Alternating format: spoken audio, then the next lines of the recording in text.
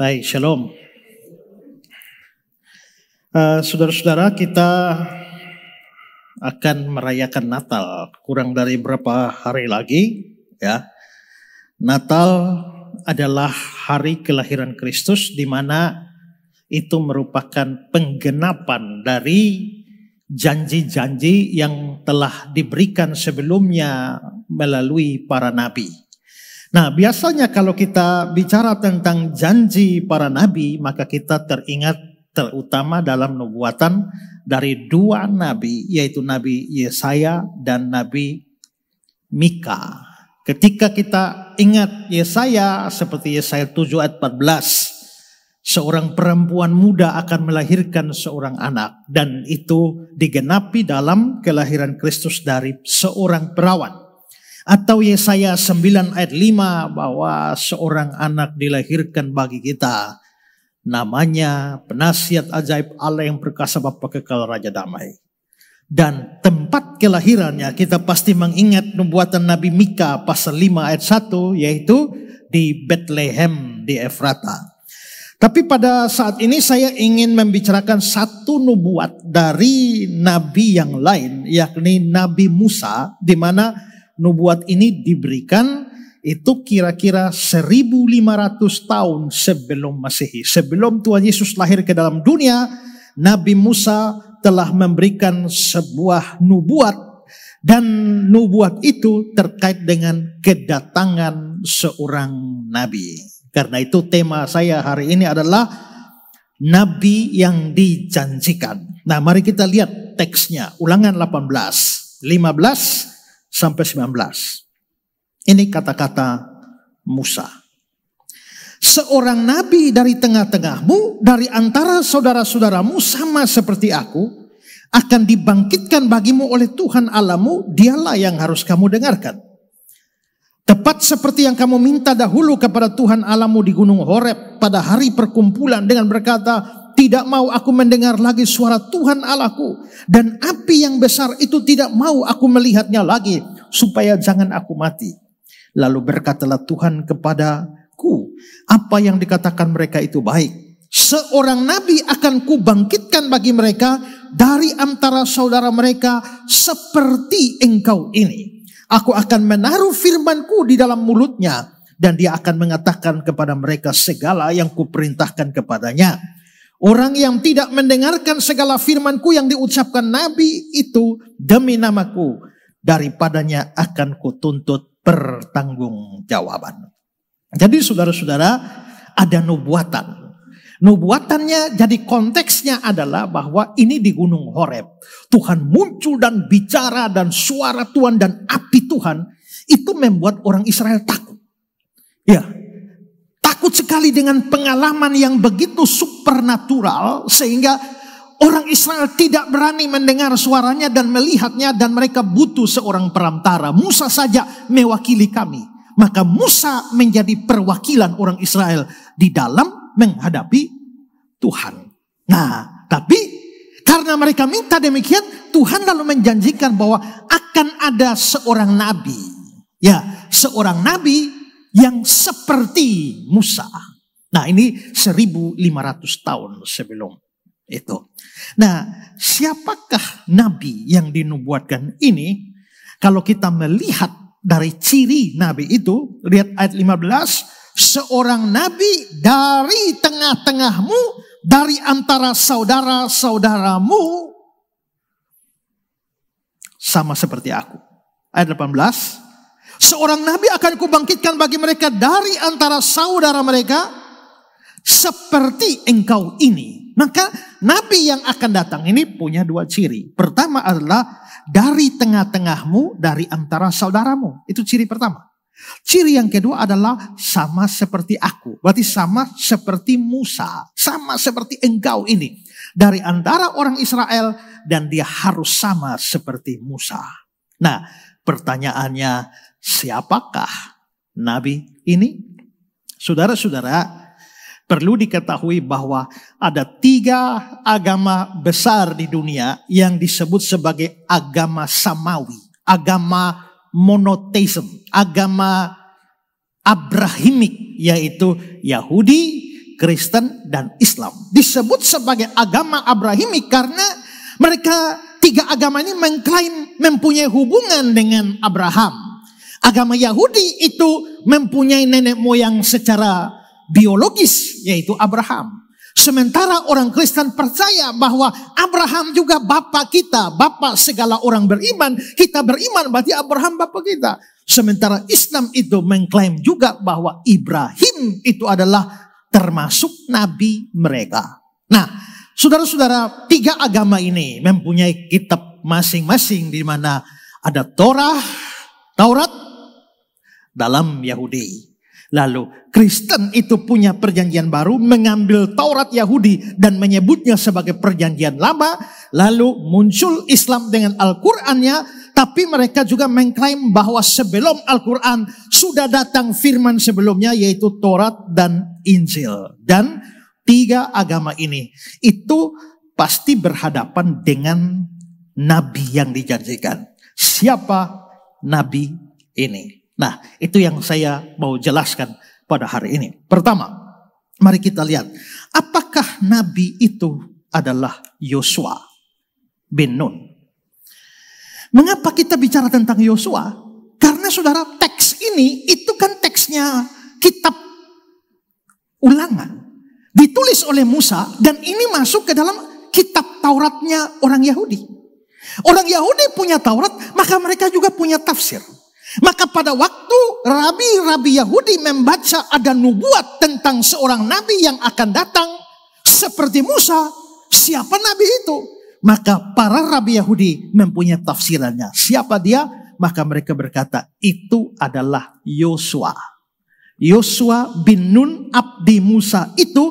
Dan penafsiran ini didasarkan pada konteks historis di mana Yosua adalah penerus langsung dari Musa. Begitu Musa mati, tidak diizinkan masuk ke tanah Kanaan, maka tongkat estafet kepemimpinan Israel diserahkan kepada Yosua. Musa menumpangkan tangan kepada Yosua dan Allah memilih Yosua sebagai pengganti Musa untuk membawa Israel ke tanah perjanjian. Lihat Ulangan 31.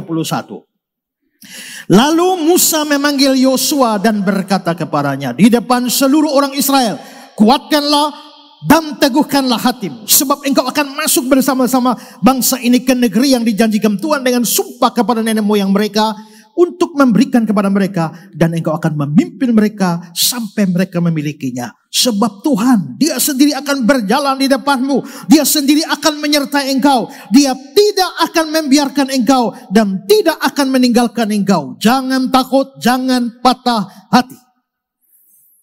Yosua dapat tugas langsung. Sehingga menurut para rabi Yahudi, nabi yang dijanjikan ini pasti adalah Yosua.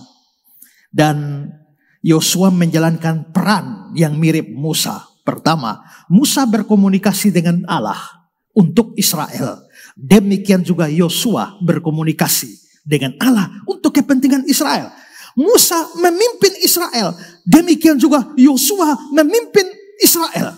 Musa membuat mujizat, demikian juga Yosua melakukan mujizat yang tidak kalah hebat dari Musa, yaitu membelah sungai Yordan. Karena itu maka nabi yang dijanjikan itu adalah Yosua menurut agama Yahudi. Apakah benar ini adalah Yosua? Saudara-saudara,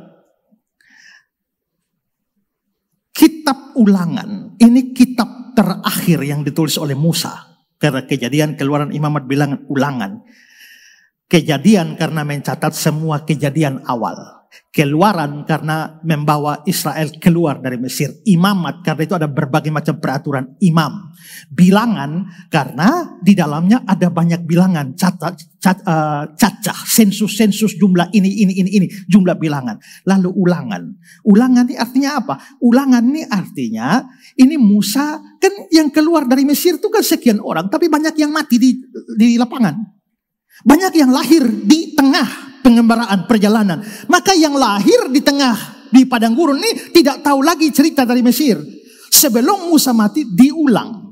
Diulang ceritanya supaya generasi yang lahir di padang gurun bisa tahu cerita dari awal. Makanya ada banyak cerita di dalam Keluaran diulangi di dalam kitab Ulangan. Makanya kitab itu disebut kitab Ulangan. Maka ini kitab Ulangan artinya sudah yang terakhir karena Musa akan segera mati. Jadi dengan kata lain, nubuat Musa terkait nabi yang seperti dia ini sudah di penghujung hidup Musa. Ya. Lalu saudara, dari Ulangan 18 terus sampai di penghujung kitab Ulangan ada sesuatu yang disinggung tentang Yosua. Mari lihat Ulangan 34. Dan Yosua bin Nun penuh dengan roh kebijaksanaan, sebab Musa telah meletakkan tangannya ke atasnya. Sebab itu orang Israel mendengar dia dan melakukan seperti yang diperintahkan Tuhan kepada Musa. Kalau sampai kalimat ini kayaknya Yosua seperti Musa ya. Tapi sabar. Ayat selanjutnya. Seperti Musa yang dikenal Tuhan dengan berhadapan muka, tidak ada lagi nabi yang bangkit dari antara orang Israel. Kalau memang itu Yosua, mengapa habis omong tentang Yosua, tiba-tiba bilang tidak ada lagi nabi seperti Musa? Ayat 10, seperti Musa dikenal Tuhan berhadapan muka, tidak ada lagi nabi yang dibangkitkan dari antara orang Israel. Maksudnya bukan berarti ada dari Israel tidak ada nabi sama sekali. Maksudnya sampai dengan bagian itu ditulis. Ini Ulangan 34 ini ditulis oleh siapa? Kan katanya Kejadian, Keluaran, Imamat bilang ulangan kan ditulis oleh Musa. Ya, masalahnya di ulangan pasal terakhir itu ada cerita tentang kematian Musa. Bagaimana Musa bisa cerita tentang kematiannya sendiri? Tidak. Itu berarti bahwa Musa mati, kitab Ulangan belum selesai. Setelah lewat sekian lama tahun, ada orang lain yang menambahkan cerita tentang kematian Musa. Siapa yang menambahkannya? Nah, ada banyak pendapat, tapi mayoritas pendapat adalah itu ditambahkan oleh Imam Esra. Kalau Imam Esra Musa mati di sini, Imam Esra menambahkannya di sini.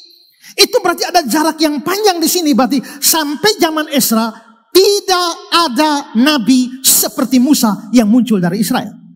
Berarti sampai pada zaman itu tidak ada. Kalau sampai zaman Esra saja tidak ada nabi seperti Musa, bagaimana Yosua bisa menjadi nabi seperti Musa? Saudara paham? Ya? Maka tidak mungkin itu adalah Yosua. Saudara-saudara, sejak dari Musa mati muncul banyak nabi. Ini terus banyak nabi. Tapi anehnya semua nabi selalu mengacu kepada Musa. Semua nabi mereka tidak pernah memberikan hukum baru. Tapi hukum yang mereka berikan selalu standarnya adalah hukum Musa. Cocok dengan hukum Musa atau tidak? Coba lihat Daniel. Segenap orang Israel telah melanggar hukum-Mu dan menyimpang karena tidak mendengar suara-Mu. Sebab itu telah dicurahkan ke atas kami kutuk dan sumpah yang tertulis dalam kitab Taurat Musa hamba Allah itu. Jadi Daniel nabi besar itu pun itu harus cocok dengan Nabi Musa. Maka Nabi Musa di atas, Daniel di bawah. Maliaki, ingatlah kepada Taurat yang telah kuperintahkan kepada Musa hambaku. Berarti sampai Nabi Maliaki pun Musa masih jadi standar. Siapa yang sama seperti Musa? Apalagi lewat dari Musa? Tidak ada. Sampai Nabi terakhir Maliaki ini pun itu semua masih di bawah Musa.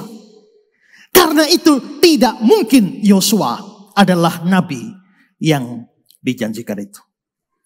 Maka penafsiran Yahudi salah.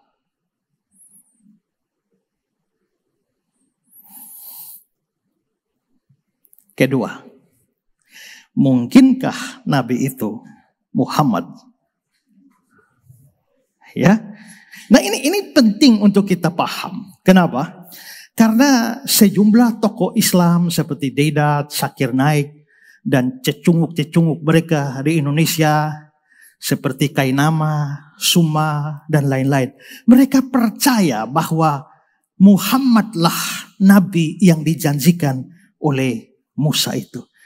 Saya kadang-kadang heran. Mereka ini suka sekali mencari-cari tentang Nabi mereka di dalam Alkitab kita. mungkin kurang pede bicara nabi mereka dari kitab mereka sendiri. Ya. Nah, tapi mereka menganggap demikian. Nah, sekarang saya mau mengungkapkan ini kepada saudara-saudara. Sebenarnya kalau saudara nonton perdebatan saya dengan Zuma dulu, itu sudah dibahas, tapi namanya perdebatan. Tidak semua argumentasi bisa disampaikan. Ya, tergantung jalannya perdebatan. Nah, karena itu maka saya ingin menyampaikan ini supaya menjadi satu bahan apologia kepada kita. Supaya kita mengerti sungguh-sungguh menghadapi klaim-klaim semacam itu. Nah, pertanyaannya adalah mengapa sampai sejumlah orang Islam bisa percaya bahwa nabi yang dinubuatkan Musa itu adalah Muhammad? Mereka mendasarkan argumentasi mereka pada dua ciri utama dari nabi ini. Pertama, yaitu dari tengah-tengahmu dan juga seperti Musa. Pertama, mari kita lihat. Dikatakan bahwa nabi itu berasal dari saudaranya Israel. Lihat ayat 15. Seorang nabi dari tengah-tengahmu. Lalu ayat 18. Dari antara saudara-saudara mereka. Nah, nabi itu dari antara saudara mereka. Mereka itu siapa? Mereka itu Israel. Nah, siapa saudaranya Israel? Masa saudaranya Israel adalah Israel? Ya kan? Dari saudaranya Israel. Saudaranya Israel bukan Israel. Maka ini pasti nabi yang berasal dari luar Israel. Mari kita lihat kata-kata Dedan. Dedan ini seorang polemikus Islam yang sangat terkenal tapi sudah mati, ya. Anak buahnya muridnya itu yang Zakir Naik itu, ya. Dan hampir semua polemikus Islam itu mendasarkan argumentasi mereka itu dari Ahmad Dedan. Dia bilang begini. Jika Ismail dan Ishak adalah anak-anak dari ayah yang sama, Abraham, maka mereka adalah saudara. Jadi anak-anak dari satu adalah saudara dari anak-anak yang lain. Anak-anak Ishak adalah orang-orang Yahudi dan anak-anak Ismail adalah orang-orang Arab. Jadi mereka adalah saudara satu sama lain. Alkitab menegaskan dan dia Ismail akan tinggal di hadapan semua saudaranya. Kejadian 16-12. Dan dia Ismail mati di hadapan semua saudaranya. Kejadian 25-18. Anak-anak Ishak adalah saudara-saudara orang Ismail. Dengan cara yang sama Muhammad berasal dari antara saudara-saudara orang Israel. Karena dia adalah keturunan Ismail putra Abraham. Ini persis seperti dinubuatkan dari saudara-saudara mereka. Ulangan 18-16. Di sana nubuatan itu dengan jelas menyebutkan bahwa nabi yang akan datang harus muncul bukan dari anak-anak Israel atau dari antara mereka sendiri, tapi dari antara saudara-saudara mereka. Karena itu Muhammad berasal dari antara saudara-saudara mereka. Jadi ini Muhammad. Saya kasih satu pendapat lagi dari Ali Yashir. Nabi itu dibangkitkan dari antara saudara mereka. Kata mereka dalam kalimat tersebut ialah bangsa Israel. Jadi yang dimaksudkan dengan saudara mereka ialah bangsa Arab. Karena bangsa Arab bersaudara dengan bangsa Israel. Sebab keduanya sama-sama keturunan Nabi Ibrahim AS. Bangsa Arab keturunan Nabi Ismail AS. Putra sulung Nabi Ibrahim dengan istrinya Siti Hajar. Sedangkan bangsa Israel adalah keturunan Nabi Ishak, adik Nabi Ismail, putra Nabi Ibrahim AS dengan istrinya Siti Sarah. Nabi suci Muhammad Shallallahu Alaihi Wasallam adalah bangsa Arab, kabilah Quraisy, keturunan Kedar, putra Ismail yang kedua. Jadi Musa menubuatkan Muhammad dari antara saudara-saudaramu, saudara Israel. Saudara Israel kan bukan Israel. Siapa saudaranya? Orang Arab. Muhammad nabinya orang Arab. Nah, bagaimana kita menjawab ini? Ini argumentasi bodoh. Ya, saya mau kasih beberapa jawaban. Pertama, mengapa Dedet hanya menyoroti kata dari antara saudara-saudaramu, tapi tidak berani bicara dari tengah-tengahmu? Ya kan? Coba lihat ayat 15. Seorang nabi dari tengah-tengahmu, dari antara saudara-saudaramu, dia cuma bahas saudaranya. Terus dari tengahnya, lu mau buang ke mana kawan? Ya? Jawabnya gampang saja. Kalau dia bicara dari antara saudaramu, dia masih lari ke Arab. Tapi kalau dari tengah-tengahmu dan mu di situ Israel, berarti dari tengah-tengahmu Israel. Memangnya Arab itu dari tengah? Tidak, itu dari pinggir. Dari situ saja sebenarnya sudah kelihatan tafsiran mereka, bukan tafsirannya Alkitabiah. Ya. Nah, sekarang saya mau bahas istilah dari tengah-tengahmu itu secara konteks itu menunjuk pada siapa. Nah, kita harus lihat konteksnya. Sekarang mulai dari ayat 1. Itu ayat 1 sampai 8. Ulangan 18 bicara tentang peraturan berkenaan dengan orang Lewi di dalam hubungan dengan suku-suku lain. Jadi ini Lewi lalu hubungan dengan suku-suku lain. Coba lihat ayat 1. Imam-imam orang Lewi, seluruh suku Lewi, janganlah mendapat bagian milik pusaka bersama-sama orang Israel dan korban api-apian kepada Tuhan. Janganlah ia itu suku Lewi, mempunyai milik pusaka di tengah saudara-saudaranya. Saudara-saudaranya siapa? Suku Israel yang lain. Kan ini ngomong dengan Lewi. Maka saudara-saudaramu itu saudara-saudaranya suku Lewi, yaitu suku Israel yang lain. Tuhanlah milik pusakanya, pusaka suku Lewi, seperti yang dijanjikan kepada suku Lewi. Inilah imam suku Lewi terhadap kaum awam. Kepada imam suku Lewi harus diberikan paha depan, kedua rahang perut besar. Ayat 4, hasil pertama dari gandummu, gandumnya suku Israel yang lain, dan anggurmu dari suku Israel yang lain, minyakmu suku Israel yang lain, bulu guntingan pertama dari dombamu, dombanya suku Israel yang lain, harus kau suku Israel yang lain berikan kepadanya, kepada suku Lewi. Sebab dialah suku Lewi yang dipilih oleh Tuhan Allahmu, Allah suku Israel yang lain itu, dan segala sukumu, suku Israel yang lain, supaya ia, suku Lewi, senantiasa melayani Tuhan dan menyelenggarakan kebaktian demi namanya. Ia, suku Lewi dan anak-anaknya dari suku Lewi, apabila seorang Lewi datang dari tempat kemanapun di Israel dan menyelenggarakan kebaktian demi Tuhan Allahnya, Allahnya suku Lewi, sama seperti semua saudaranya suku Lewi, orang-orang Lewi yang melayani Tuhan di sana, maka haruslah mereka mendapatkan rezeki yang sama. Jadi ayat 1 sampai ayat 8 bicara tentang suku Lewi. Saudara-saudara dari suku Lewi adalah dari suku Israel yang lain. Ya. Sekarang ayat 9 sampai ayat 18. Itu nasihat kepada orang Israel secara umum. Mari lihat ayat 9. Apabila engkau umat Israel sudah masuk ke negeri yang diberikan kepadamu, kepada umat Israel, dan Tuhan Allahmu umat Israel, janganlah engkau umat Israel belajar berlaku sesuai dengan kekejian yang dilakukan bangsa itu. Di antaramu umat Israel, jangan didapati seorang pun mempersembahkan anak laki-laki sebagai korban dalam api. Sebab setiap orang melakukan hal itu kekejian bagi Tuhan, dan oleh karena kekejian inilah Tuhan Allahmu, Allahnya umat Israel, menghalau mereka dari hadapanmu umat Israel. Haruslah engkau umat Israel hidup dengan tidak bercela di hadapan Tuhan Allahmu umat Israel.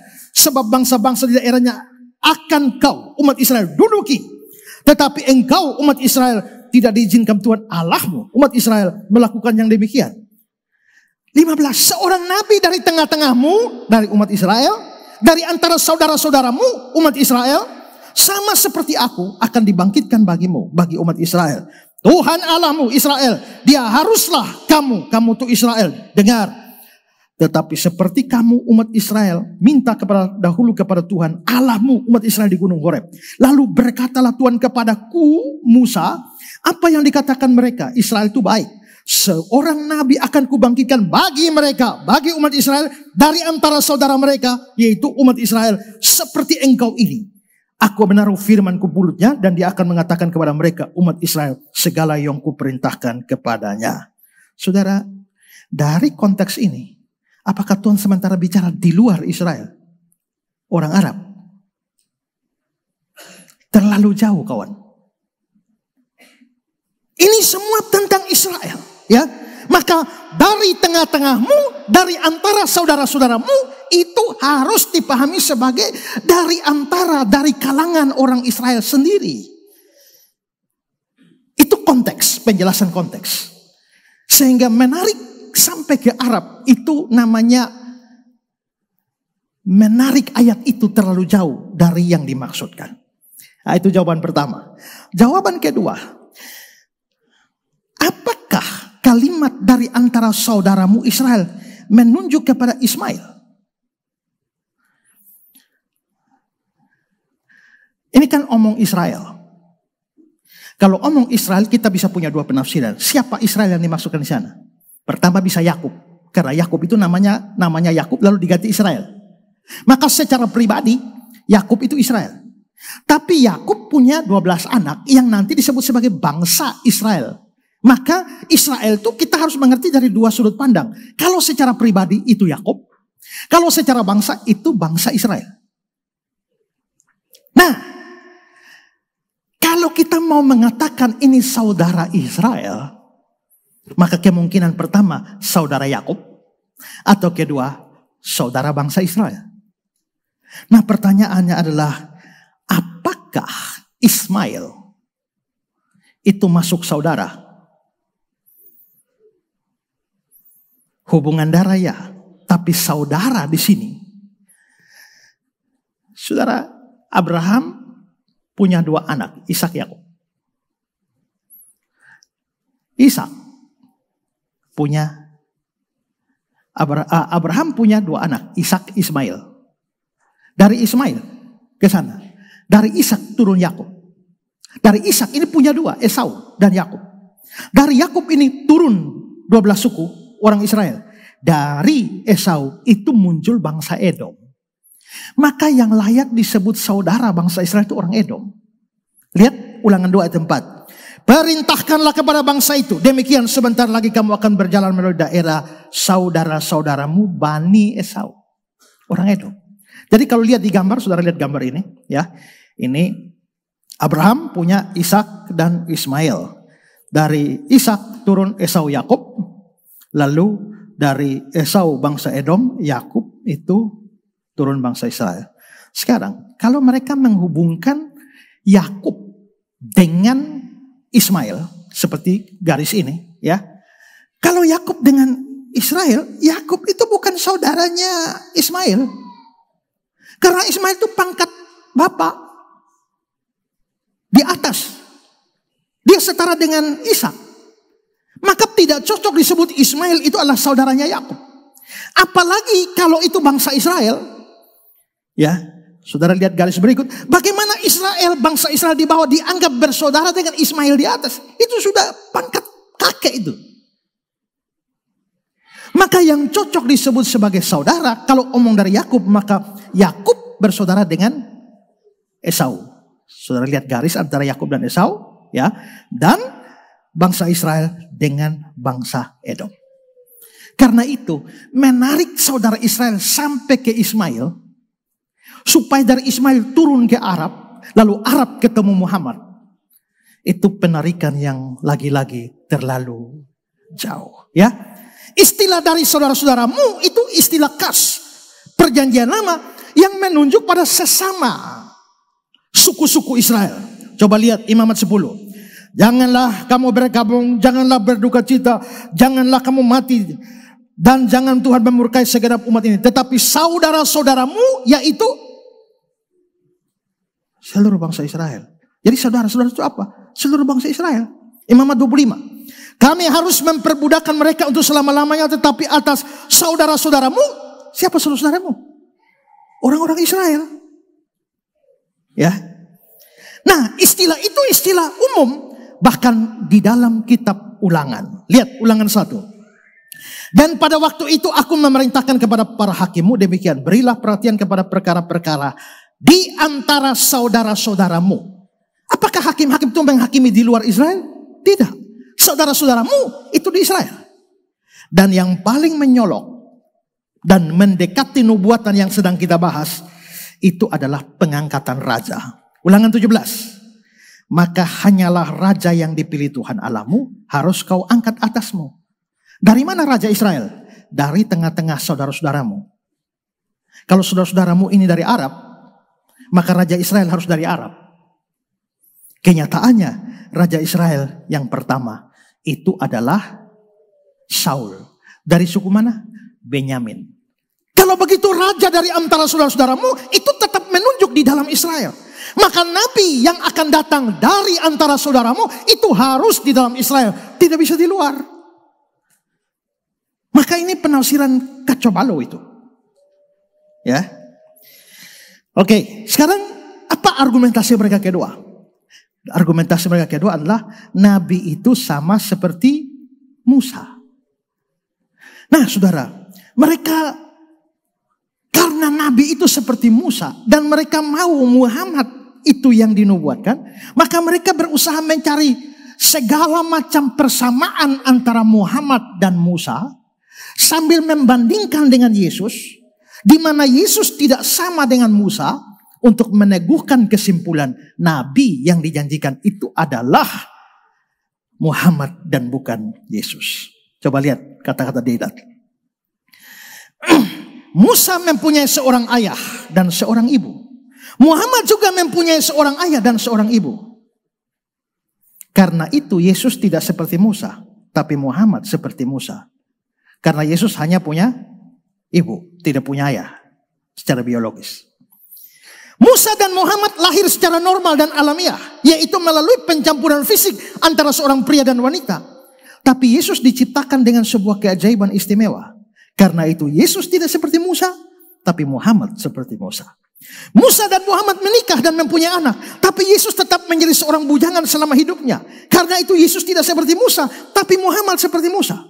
Musa dan Muhammad diterima sebagai nabi oleh kaumnya, tapi dia, Yesus, datang kepada milik kepunyaannya, tapi orang kepunyaannya itu tidak menerima dia. Dan bahkan sampai hari ini setelah 2000 tahun, kaumnya orang Yahudi secara keseluruhan telah menolaknya. Karena itu Yesus tidak seperti Musa, tapi Muhammad seperti Musa. Musa dan Muhammad meninggal dalam kematian yang wajar, tapi menurut agama Kristen, Yesus dengan kejam dibunuh di tiang salib. Karena itu Yesus tidak seperti Musa, tapi Muhammad seperti Musa. Musa dan Muhammad terbaring dikubur dalam bumi, tapi Yesus beristirahat di surga. Karena itu Yesus tidak seperti Musa, tapi Muhammad seperti Musa.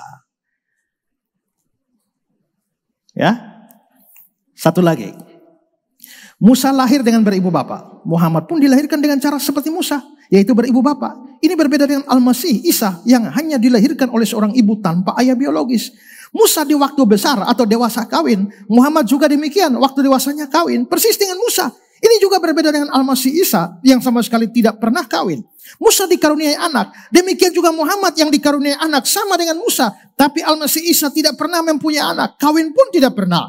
Musa di waktu tuanya mati dan dikuburkan. Muhammad juga mati dan dikuburkan.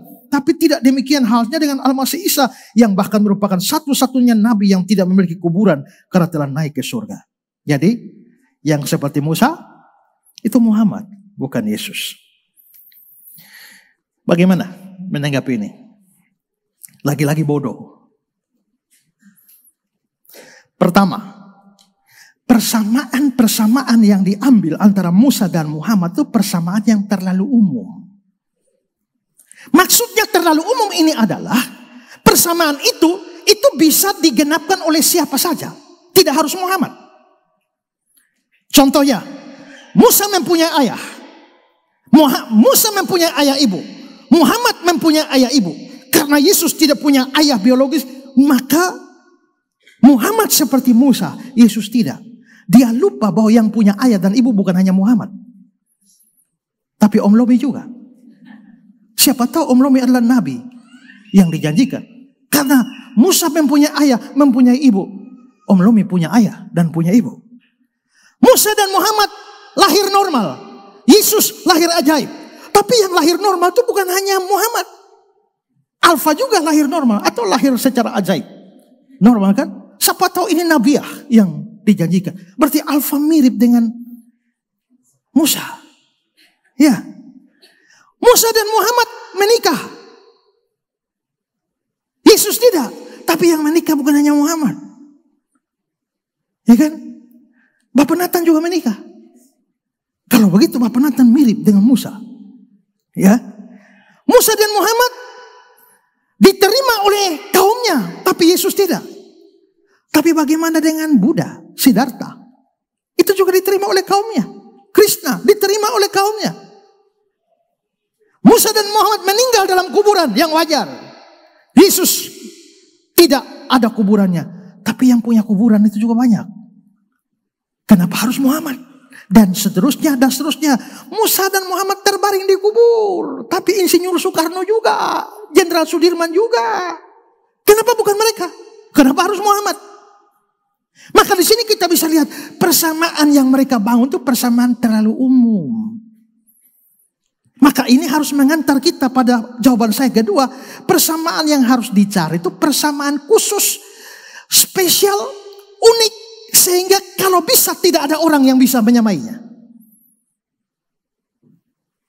Oke, kalau saya mau mati, lalu saya pesan kepada majelis, tolong kalau saya mati nanti, pergilah ke Malang, ke Sekolah Tinggi Alkitab Nusantara. Carilah pengkhotbah seperti aku. Lalu saudara pergi ke Malang, saudara cari orang seperti Esra itu yang mana? Pertama, pakai kacamata. Ya kan? Kedua, dulu gendut, sekarang agak langsing. Lalu saudara cari, saudara kalau cari begitu saja, saudara bisa dapat orang gendut pakai kacamata terlalu banyak. Ketiga, dari NTT yang gemuk pakai kacamata juga banyak. Maka saudara akan tersesat di situ. Karena persamaan yang mau ditarik itu persamaan yang terlalu umum yang orang lain juga punya. Saudara harus mencari persamaan yang khusus yang ada pada saya. Nyaris tidak ada pada orang lain dan temukan persamaan itu pada orang yang saya janjikan. Nah apa? Dipikir sendiri. Ya, harus seperti itu. Ya. Contoh, kalau mau tarik Musa dari Musa ya, harus cari yang unik. Waktu Musa dilahirkan, mau dibunuh Firaun. Ya kan? Coba cari persamaan, siapakah orang yang pada waktu mau dilahirkan juga ada rencana untuk dibunuh? Muhammad begitu? Kan tidak. Ya. Musa, ini kan orang Yahudi itu. Harusnya di tanah Kanaan, tanah perjanjian. Tapi ternyata dia menjalani hidupnya di Mesir. Siapakah nabi yang pernah hidup di Mesir seperti Musa? Muhammad? No. Musa bikin begitu banyak mujizat. Siapakah nabi yang bisa bikin mujizat menyamai Musa? Muhammad? No. Musa membawa keluar umatnya dari sebuah perbudakan. Siapakah nabi yang membawa umatnya keluar dari sebuah perbudakan? Nah, harus dicari persamaan-persamaan khusus semacam ini.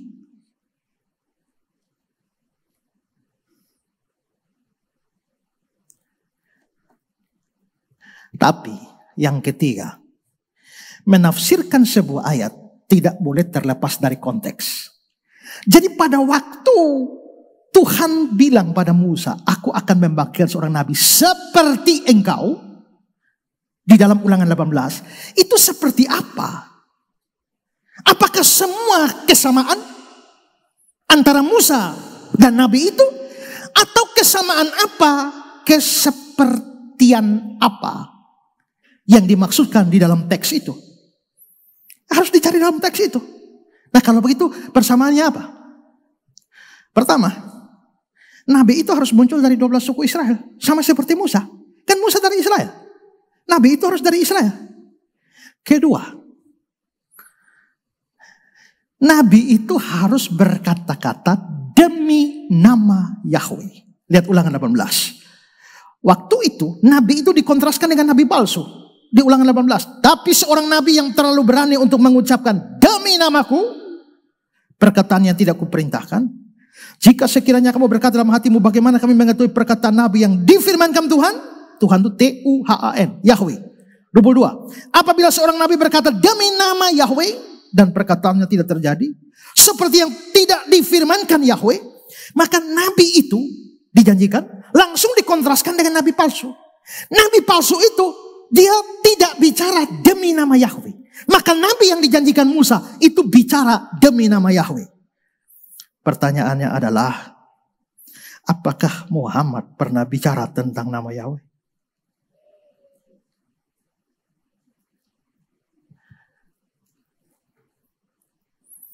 Berikut, Nabi itu harus jadi perantara antara Allah dan umat Israel. Karena konteksnya begitu. Lihat ayat 15. Seorang nabi dari tengah-tengahmu, dari saudara-saudaramu akan dibangkitkan bagi Tuhan Allahmu. Memangnya masalahnya apa sehingga harus membangkitkan nabi? Masalahnya di ayat 16. Tepat seperti kamu minta dahulu kepada Tuhan Allahmu di gunung Horeb pada hari perkumpulan dengan berkata, tidak mau aku mendengar lagi suara Tuhan Allahku.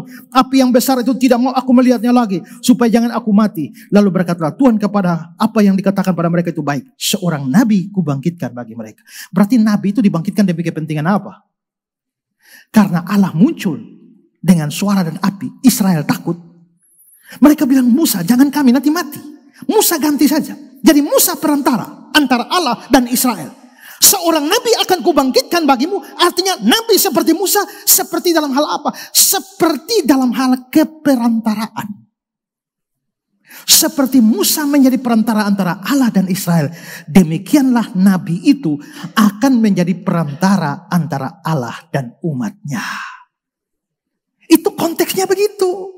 Jadi jangan cari seperti-seperti dari segala macam arah yang tidak ada hubungan dengan teks. Perhatikan kata-kata Joseph Exel. Frase sama seperti aku tidak berarti bahwa nabi yang akan datang setelah Musa harus sama dengan Musa dalam segala hal.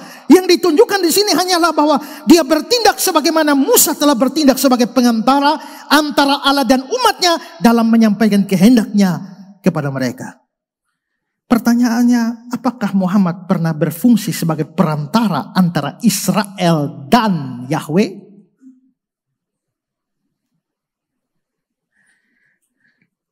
Jauh kawan. Berikut, ini kan dari kitab Ulangan 18. Kita tarik sedikit lebih luas konteksnya, masih dalam kitab Ulangan. Kita ketemu Ulangan 34 ayat 10. Seperti Musa yang dikenal Tuhan dengan berhadapan muka, tidak ada nabi lagi yang bangkit dari antara orang Israel. Apa maksudnya? Dikenal Tuhan berhadapan dengan muka. Itu di Bilangan 12.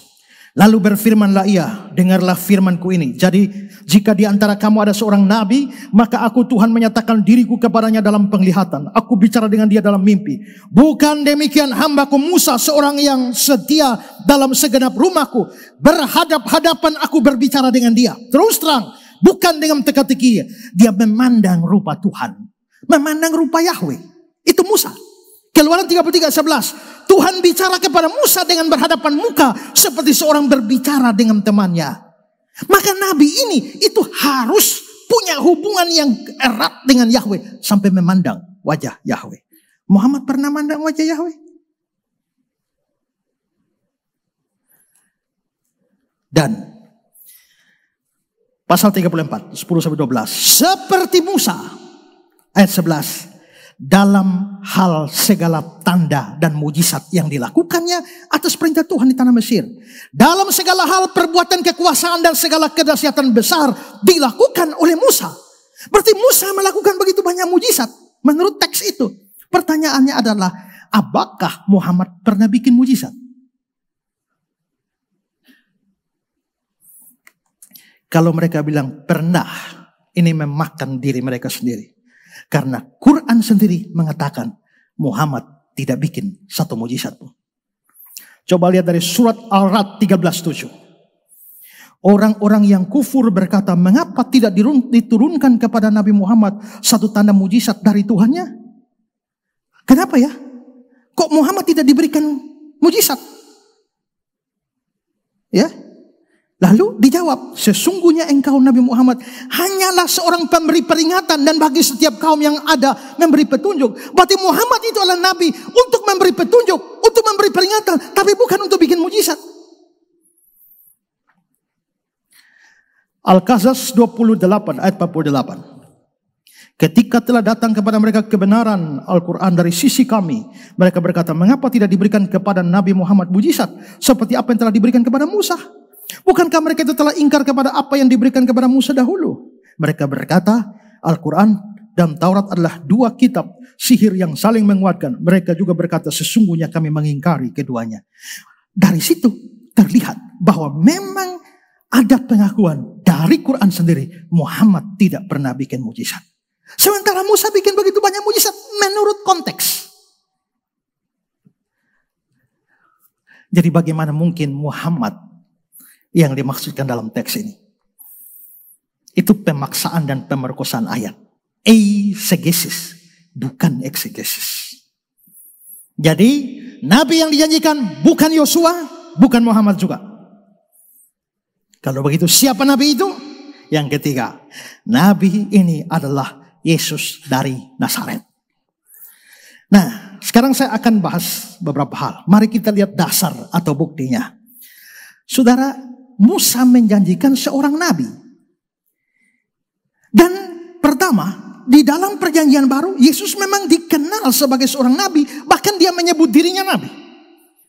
Matius 21. Dan ketika Yesus masuk ke Yerusalem, gemparlah seluruh kota itu. Dan orang berkata, siapakah orang ini? Dan orang banyak itu menyaut, inilah Nabi Yesus dari Nazaret di Galilea. Orang-orang menyebut Yesus nabi. Lukas 7. Semua orang ketakutan dan mereka memuliakan Allah sambil berkata, seorang nabi besar telah muncul di tengah kita. Karena dia membangkitkan pemuda di Nain. Matius 13:57. Lalu mereka kecewa dan menolak dia. Maka Yesus berkata pada mereka, seorang nabi dihormati di mana-mana, kecuali di tempatnya. Waktu Yesus ditolak, lalu dia bilang seorang nabi ditolak di mana-mana. Dengan kata lain dia mengatakan dia seorang nabi. Jadi perjanjian baru orang-orang sebut Yesus nabi, Yesus sendiri menyebut dirinya nabi. Yang kedua, Yesus memenuhi ciri dari nabi itu seperti yang dikatakan Musa. Pertama tadi apa ya? Nabi itu harus dari Israel kan? Dan Yesus, kalau tadi dikatakan pada suku Lewi, dari antara saudara-saudaramu, berarti dari suku yang lain. Dan Yesus itu datang dari antara suku-suku lain selain suku Lewi, yaitu dari suku Yehuda. Ibrani 7:14. Tuhan kita berasal dari suku Yehuda. Wahyu pasal 5, Yesus diberi gelar singa dari Yehuda. Syarat pertama dipenuhi. Ini syarat sesuai konteks. Syarat kedua tadi, nabi itu harus berbicara atas nama Yahweh, Tuhannya orang Israel. Coba perhatikan. Ulangan 18:18. Aku akan menaruh firmanku, firman Yahweh di dalam mulutnya, mulut nabi itu. Dan nabi itu akan mengatakan pada mereka segala yang kuperintahkan padanya. Nabi itu tidak bicara sendiri. Nabi itu bicara menyampaikan firman dari Yahweh. Bagaimana dengan Yesus? Lihat Yohanes 12. Sebab aku berkata-kata bukan dari diriku sendiri. Bapa yang mengutus aku, dialah yang memerintahkan aku untuk mengatakan apa yang harus aku katakan dan aku sampaikan. Cocok dengan nabi itu. Yohanes 3. Dia memberi kesaksian tentang apa yang dilihatnya dan yang didengarnya. Tapi tak seorang pun menerima kesaksian itu. Dia memberi kesaksian. Yohanes 5. Aku tidak menuruti kehendakku sendiri, melainkan kehendak Dia yang mengutus aku. Pasal 8:26. Apa yang kudengar daripadanya, itu yang kukatakan kepada dunia. Pasal 15:15. Aku telah memberitahukan kepada kamu segala sesuatu yang telah kudengar dari Bapa. Pasal 17:8. Segala firman yang engkau sampaikan kepadaku telah kusampaikan pada mereka. Ayat-ayat ini menegaskan Yesus datang tidak membawa kehendaknya sendiri, tapi kehendak Bapanya. Persis seperti Nabi itu tidak mengatakan dari kata-kata sendiri, tapi firman yang disampaikan Yahweh kepada dia. Yesus memenuhi ciri yang kedua. Ciri yang ketiga, Nabi itu harus punya hubungan spesial dengan Yahweh. Karena seperti Musa yang berhadapan muka dengan muka, Nabi itu harus punya hubungan spesial. Muhammad tidak punya hubungan spesial dengan Yahweh, tapi Yesus punya. Yohanes 10:15. Sama seperti Bapa mengenal aku mengenal Bapa. Saudara, Tuhan kalau mengenal kita itu luar dalam kan? Tapi kita tidak mungkin mengenal Tuhan luar dalam. Seperti engkau mengenal aku ya Tuhan, demikian pula aku mengenal engkau. Tidak bisa. Tuhan mengenal kita sempurna, pengenalan kita kepada Dia cacat celah. Tapi Yesus berkata, seperti Bapa mengenal aku, demikian pula aku mengenal Bapa. Berarti tingkat pengenalan Yesus dan Bapa itu setara. Pasal 10:30 Yohanes, aku dan Bapa satu. Pasal 11, tidak seorang pun mengenal anak selain Bapa, dan tidak seorang pun mengenal Bapa selain anak. Dan ingat, Di Yohanes 1 ayat 18 dia bilang anak tunggal Allah yang di pangkuan Bapa. Kata pangkuan mestinya pelukan Bapa. Berarti Yesus punya hubungan spesial. Syarat ketiga. Syarat keempat. Nabi itu menjadi perantara antara Allah dan Israel. Dan Yesus perantara itu apa? Perantara itu orang yang berdiri di tengah antara Allah dan manusia. Di mana manusia dapat datang kepada Allah itu melalui orang itu. Itu namanya perantara. Sama seperti Israel datang kepada Yahweh lewat Musa. Allah bicara kepada Israel lewat Musa. Musa perantara. Nabi itu harus jadi perantara. Dan Yesus bilang, Yohanes 14 ayat 6. Tidak ada seorang pun dapat datang kepada Bapa kalau tidak melalui aku. Itu kan perantara. 1 Petrus 3 ayat 18. Dia membawa kita kepada Allah.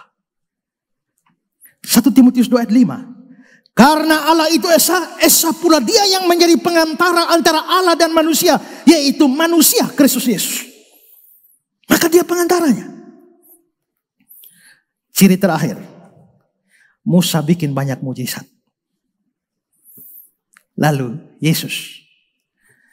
Berapa banyak mujizat yang dia bikin. Ya. Dan bahkan Yesus bikin mujizat jauh lebih banyak dan jauh lebih hebat dari Musa.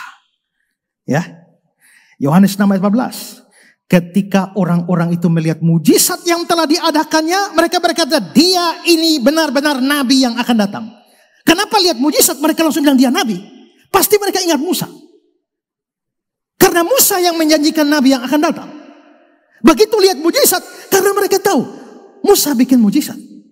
Nabi itu kalau datang harus bikin mujizat minimal sama dengan Musa. Tapi ini orang, kenapa dia bisa bikin mujizat banyak ini?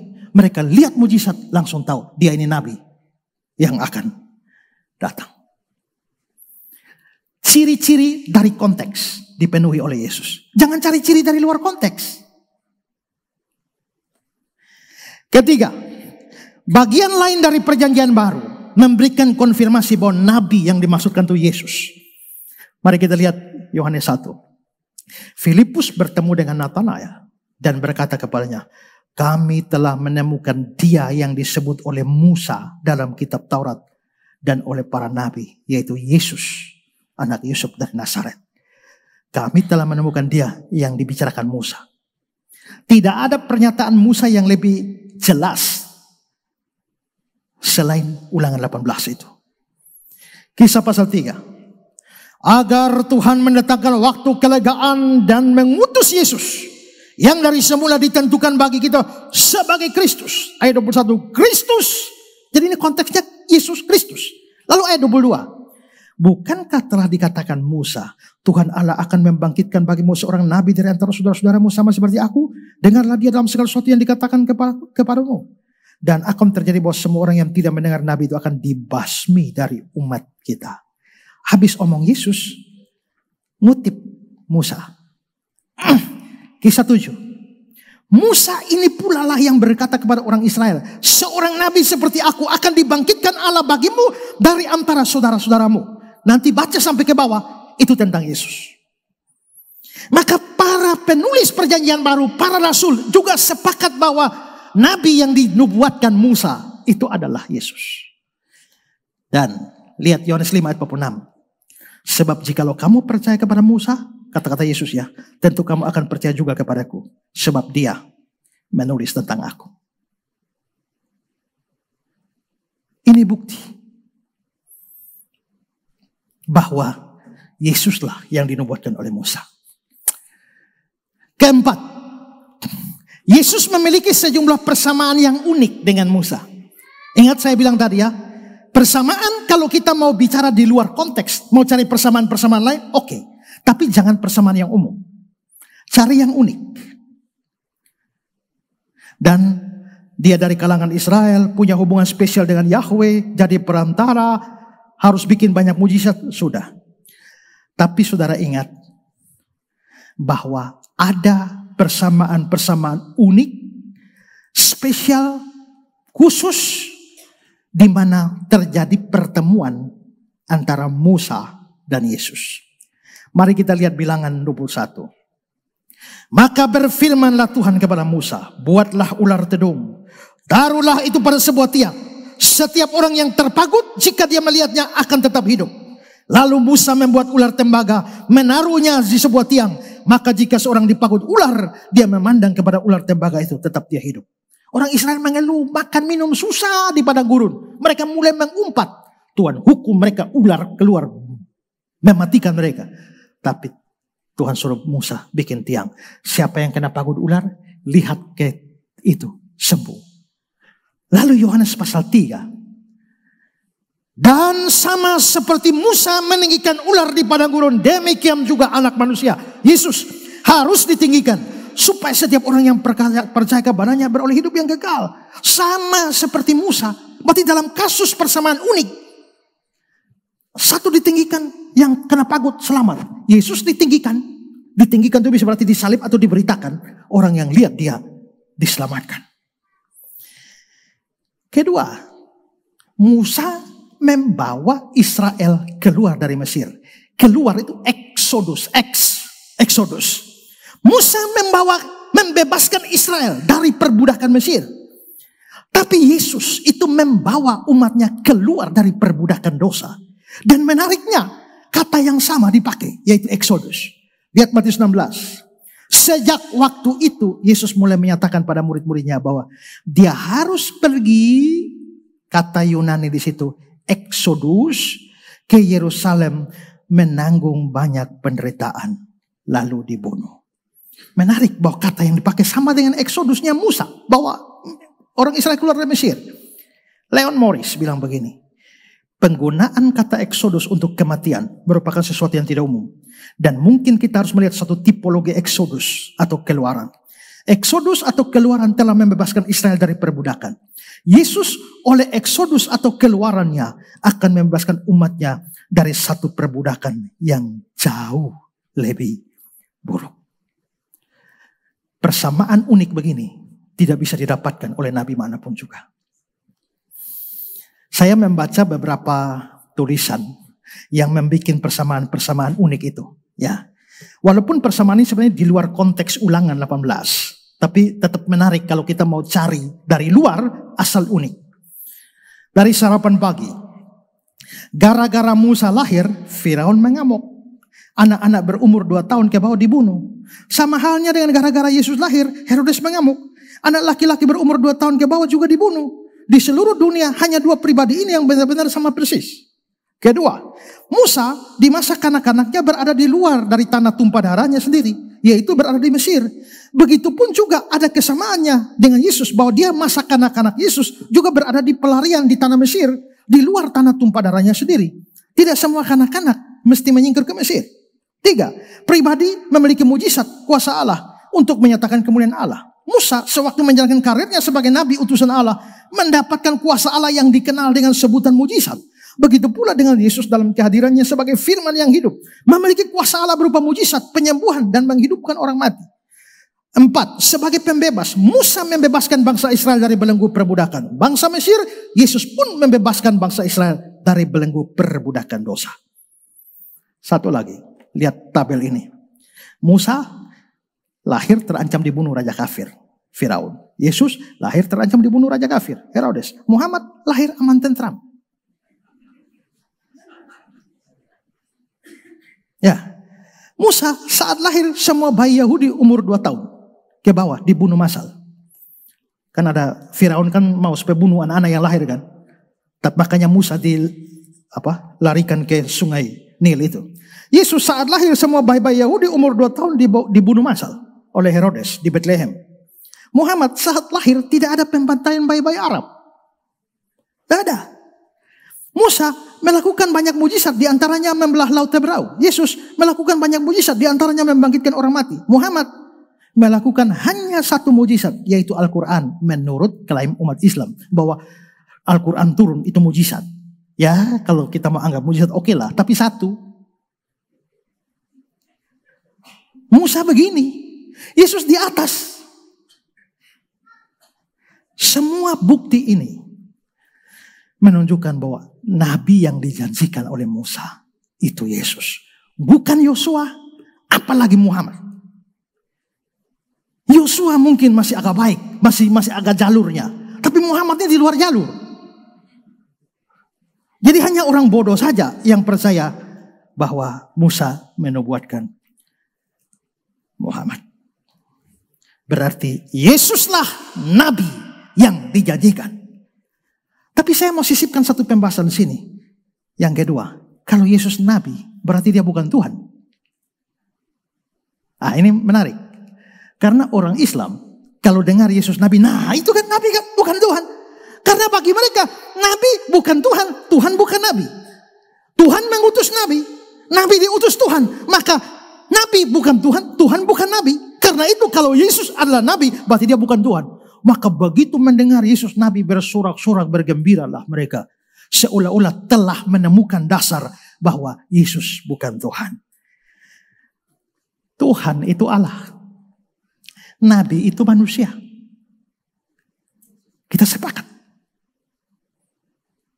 Ya. Maka Tuhan mengutus seorang manusia menjadi nabi untuk bicara kepada manusia. Kalau pengertiannya hanya sebatas itu, dan Yesus nabi, berarti Yesus bukan Tuhan. Yang dilupakan dalam hal ini adalah di dalam kekristenan, Tuhan Allah menjelma jadi manusia. Waktu Natal itu kan, waktu dia adalah Tuhan dan Allah, tapi dia mau jelma jadi manusia. Maka sekarang dia manusia, tapi dia tidak berhenti jadi Tuhan. Karena namanya Tuhan itu tidak pernah ex-Tuhan. Mantan Tuhan, itu tidak ada. Maka dia Tuhan tetap, tapi karena dia mengambil kemanusiaan, maka dia menjadi Tuhan dan manusia. Allah sendiri dalam rupa insan. Masih Allah, masih insan. Ya, sebagai Tuhan, dia adalah Allah. Tapi sebagai manusia, dia nabi. Karena nabi itu tugasnya apa? Menyampaikan firman. Apakah Yesus datang ke dalam dunia menyampaikan firman? Ya, kalau begitu dia melakukan fungsi kenabian, tapi dengan adanya nubuatan Musa, dia juga mempunyai jabatan kenabian. Maka jabatan Yesus sebagai nabi itu menunjukkan pada kemanusiaannya waktu dia datang ke dalam dunia. Tapi itu tidak bisa dipakai untuk menolak ketuhanannya. Karena waktu dia lahir pun, hari ini telah lahir Kristus Tuhan. Ya. Kalau ada raja berkuasa di tahtanya, tapi dia ingin tahu apa yang terjadi di rakyatnya, dia menyamar menjadi rakyat jelata, tinggal di antara rakyat jelata untuk tahu kehidupan. Apakah waktu dia tinggal di rakyat jelata, dia menjadi berhenti jadi raja? Tidak, dia tetap sebagai raja. Tapi sekarang dia ada di antara rakyat sebagai rakyat. Dia raja ya, dia rakyat ya. Allah mengambil rupa manusia. Sebagai Allah ya, sebagai manusia ya. Sebagai Allah dia Tuhan, tapi sebagai manusia dia nabi. Jadi kenabiannya tidak menganulir ketuhanannya.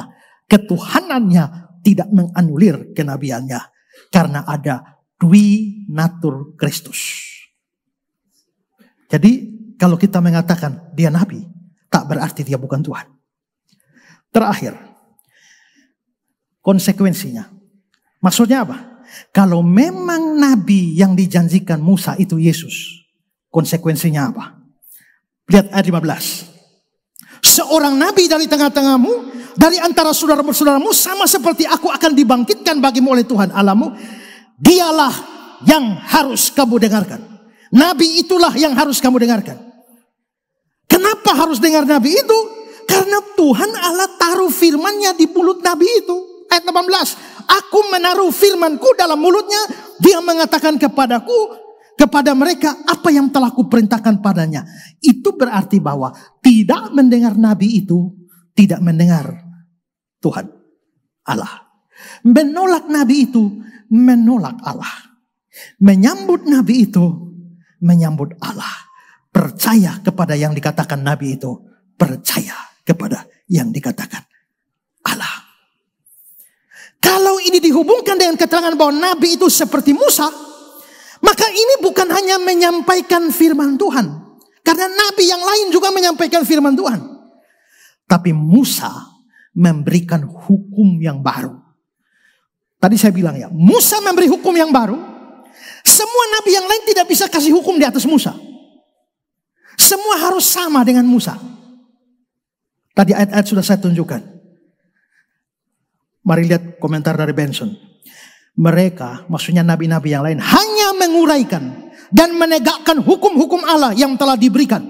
Tidak ada satupun dari mereka yang menjadi pemberi hukum dalam ruang perantara antara Musa dan Kristus. Jadi maksudnya gini, Musa di sini, Yesus di sini. Di sini ada nabi-nabi banyak. Di antara ruang Musa dan Yesus ini, semua nabi tidak pernah berikan hukum baru. Semua hanya jelaskan ini seperti kata Musa. Ini seperti kata Musa. Ini seperti kata Musa. Dan semua tunduk pada kata Musa. Maksudnya begitu. Tapi Musa adalah seorang pemberi hukum. Dan dalam arti yang sangat luar biasa. Menyampaikan sebuah hukum yang secara umum sama sekali baru. Dan dengan otoritas pengesahan dari Allah. Yang belum pernah disaksikan di bumi sebelumnya. Semua nabi bicara di bawah Musa. Sekarang mari kita lihat Yesus. Matius 5. Kamu telah mendengar yang difirmankan nenek moyang kita. Kepada nenek moyang kita. Jangan membunuh. Siapa membunuh harus dihukum. Siapa yang kasih hukum itu? Jangan membunuh. Musa kan? Musa. Tetapi aku berkata kepadamu. Aneh. Kamu telah mendengar Musa bilang begini. Tetapi aku berkata padamu. Berarti dia meletakkan otoritas pengajaran firman di atas Musa.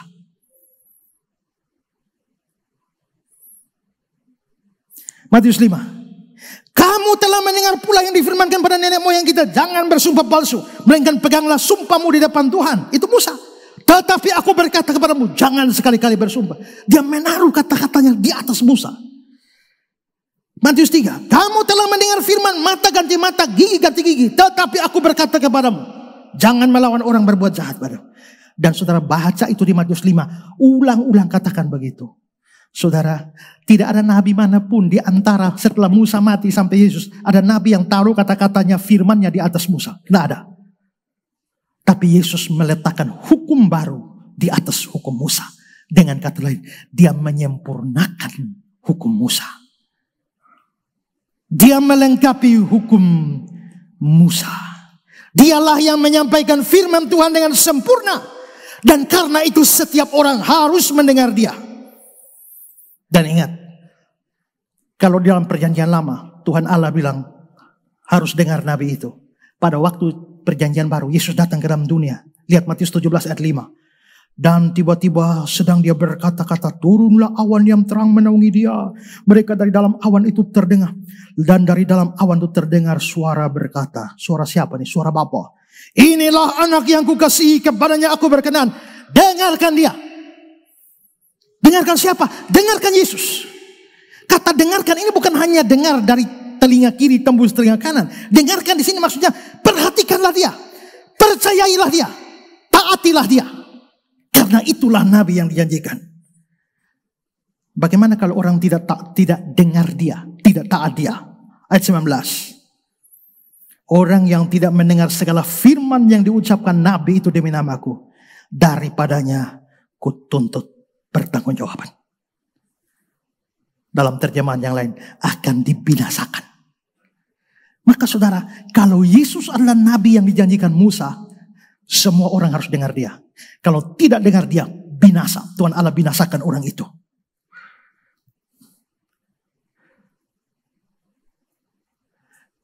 Kalau Yesus nabi itu, konsekuensinya berat. Penulis surat Ibrani bilang begini, Ibrani 10. Jika ada orang yang menolak hukum Musa, dia dihukum mati tanpa belas kasihan atas keterangan 2 atau 3 orang saksi. Itu Musa. Lu tidak dengar Musa mati. Kalau lu tidak dengar nabi ini bagaimana? Betapa lebih beratnya hukuman yang harus dijatuhkan atas dia yang menginjak-injak anak Allah. Kalau sampai kamu menolak, tidak percaya, apalagi kamu hina-hina dia, silakanlah kamu. Maka kamu yang terus berteriak, dia seperti di tiang jemuran pakai kolor. Kamu menginjak-injak dia, menghina-hina dia. Kalau melanggar hukum Musa saja dihukum mati, apalagi dia. Berat sekali konsekuensinya. Karena itu saudara-saudara, kalau kita percaya Yesus adalah nabi yang dinubuatkan itu, konsekuensi bagi kita, dengarkan dia, percaya dia, taatilah dia. Yesus berkata, akulah jalan, kebenaran, dan hidup. Tidak seorang pun sampai pada Bapa kalau tidak melalui aku. Apakah Anda mendengar dia dan percaya kepada dia? Kalau tidak, Anda dihukum berat.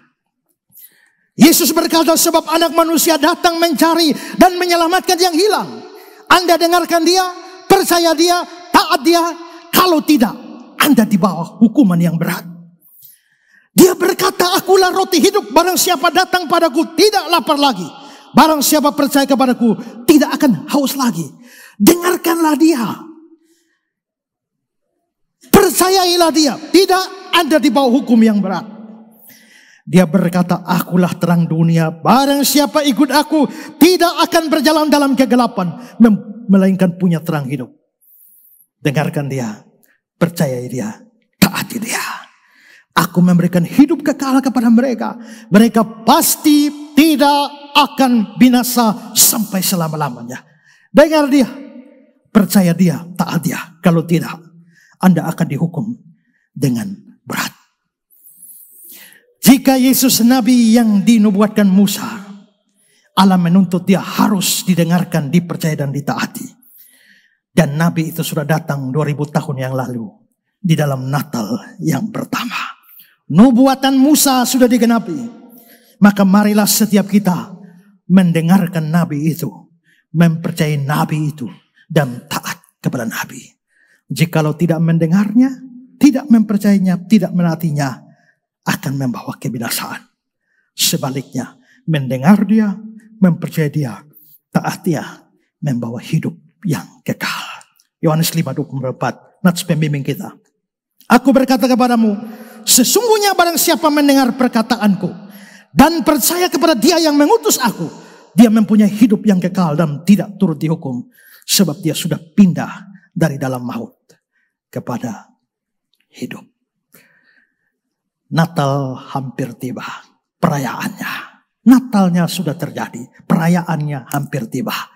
Nabi itu sudah datang. Dengarkanlah dia, percayailah dia, taatlah akan dia. Selamat Natal, Tuhan memberkati kita. Amin. Mari kita renungkan firman Tuhan sejenak dan bersyukur bahwa nubuatan itu tergenapi. Yesus Kristus, Nabi yang dijanjikan itu. Dengarkanlah dia, percayailah dia, taatlah dia. Dia bukan hanya Nabi, tapi dia Kristus, Tuhan dan Allah yang layak dipuji dan disembah.